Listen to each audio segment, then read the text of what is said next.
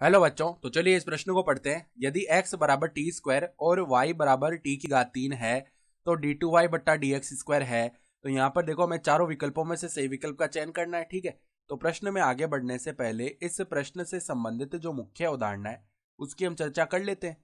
तो हम जानते हैं, देखो, x की घात n का जो अवकलन होता है किसके सापेक्ष, x के सापेक्ष। तो उसका सूत्र देखो हमारे पास क्या होता है, n गुणा में x की घात n माइनस एक आ जाता है, जहां पर n क्या होता है, अचर पद।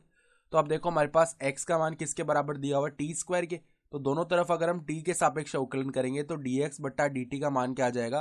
देखो, टी स्क्वायर का अवकलन t के सापेक्ष 2t हो गया, इसको हमने समीकरण 1 बोल दिया। ठीक है, फिर देखो हमें y का मान क्या दिया हुआ है, सवाल में y का मान दिया हुआ है t की घात 3। तो अगर हम दोनों तरफ यहाँ पे t के सापेक्ष अवकलन करेंगे तो dy बट्टा dt का मान क्या आएगा, 3t स्क्वायर। इसको हमने समीकरण 2 बोल दिया। अब हम क्या कर लेते हैं, समीकरण 2 भाग में समीकरण 1 कर लेते हैं।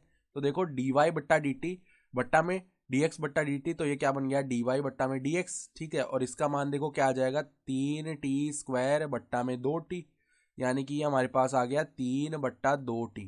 ठीक है, तो ये तो डी वाई बट्टा डी एक्स का मान हो गया। अब इसका पुनः हम एक्स के सापेक्ष अवकलन करेंगे तो डी टू वाई बट्टा डी एक्स स्क्वायर का मान क्या आएगा। देखो, यहाँ पे 3/2 तो अचर पद है, तो ये तो क्या आ गया, अवकलन के बाहर, और टी का अवकलन हो जाएगा एक्स के सापेक्ष। सही है।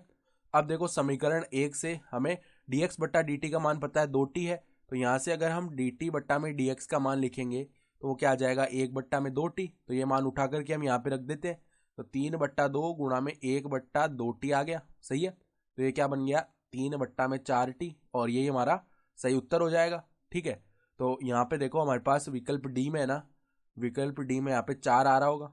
ठीक है, तो 4t आएगा और विकल्प डी हमारा सही विकल्प हो जाएगा। ठीक है, तो आशा करता हूँ कि आपको ये प्रश्न समझ में आया होगा। धन्यवाद।